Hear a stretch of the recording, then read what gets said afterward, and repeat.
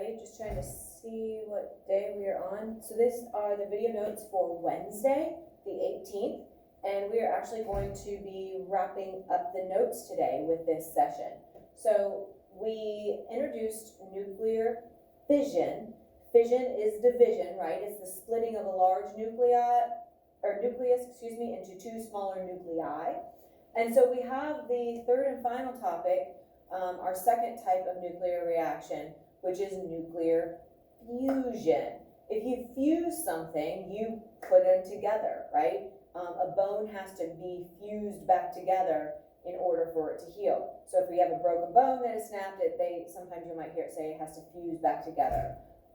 So fusion is the idea of something coming together. So it's basically the opposite general process of fission. So fission is division, fusion is coming together. So one is splitting, one is coming together. If you can remember that fission sounds like division, then obviously fusion has to be the opposite, and it's the coming together. So this is slide number 41. There were a couple slides that we skipped because I had them as videos on our notes, and you watch those videos on Wednesday's absent information, Tuesday's information. So we are picking up with slide 41. So nuclear fusion is when two nuclei with low masses combine to form one nucleus of a larger mass. So here we're taking small nuclei, putting them together to make something big. Fission was taking a big nuclei, splitting it to make two smaller nuclei. Fusion means together.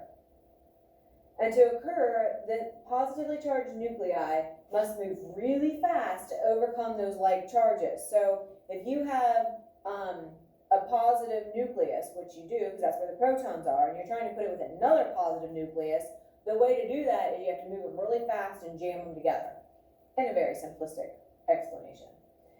So you need a lot of kinetic energy, which is the energy of movement, if you remember from last year.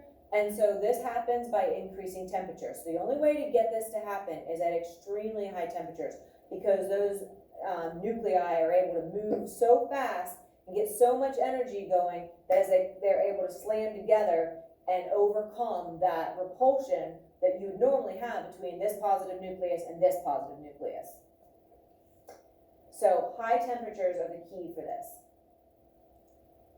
So nuclear fusion is the energy producing process that's taking place in our sun and all stars in the universe. Has to happen at high temperatures, and that's why it takes place in stars and our sun, because it's about 1 million degrees Celsius.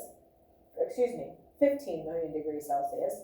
And at these temperatures, you have these hydrogen nuclei fused together to create helium. So if you think about it, hydrogen has one proton, joining with another hydrogen that has one. Helium has two protons. So when the single hydrogens come together at super high temperatures and they're moving super, super, super fast and they slam together, now you have a brand new element of helium. And you can kind of see that hydrogen here comes together to make the helium. A lot of times free neutrons are given off in this process as well. Besides the neutrons is energy, okay? And it's that energy that we feel all the way here on Earth from our sun. So that is how intense and how much kind of power is behind this. And so as the sun ages, you're going to get less hydrogen because they've fused into helium atoms, right? And so you can kind of tell the age of a star by the ratio, the comparison of how much hydrogen you have compared to how much helium. Lots of hydrogen would mean a young star. A lot of helium would mean you have an aging star. And this is the reaction that produces all of the energy in our sun and stars. And so you get small nuclei that are going to combine. Remember, the deuterium and the tritium, those are isotope versions of hydrogen. So deuterium has a mass number of 2, tritium has a mass number of 3, because you have one proton and one neutron, so that's a total of 2. One proton, which is why it's still hydrogen, 2 neutrons, and that has a mass of 3 because you have a total of those 3 subatomic particles in the nucleus. When the deuterium and the tritium come together, you end up with 2 protons, which is why this is now helium, Remember, as you change protons, you change elements. So going from 1 proton now to 2, it has become helium, but you also see that a neutron is lost because this helium will only have 2 neutrons. And in that process, the banging together of those nuclei, you get a huge amount of energy that gets released. Okay, I thought there was something else on there. All right, and so finally, fusion would be a far superior form of power or energy for us.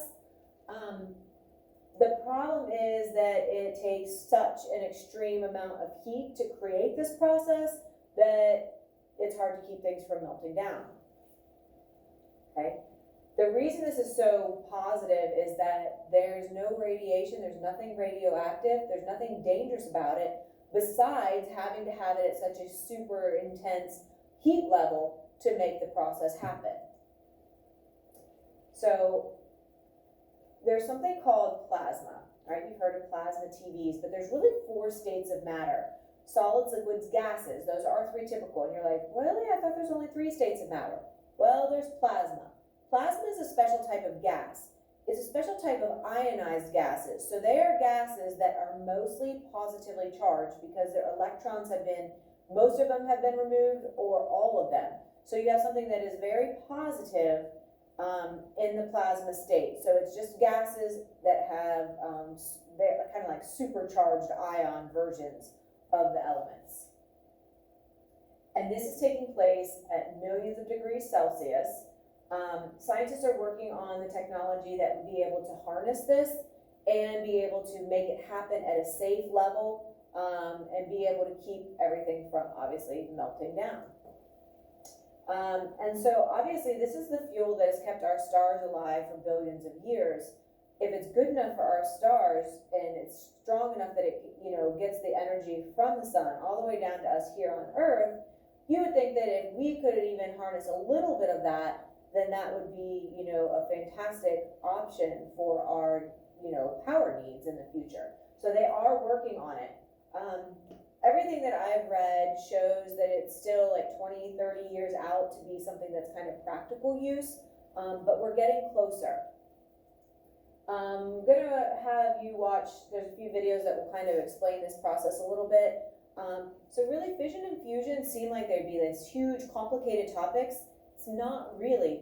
Fission, is where you have this large nuclei and it's so unstable that one little neutron hits it and it's able to divide it, right? Fission is division. So it's able to split into 2 smaller nuclei. So try not to memorize this.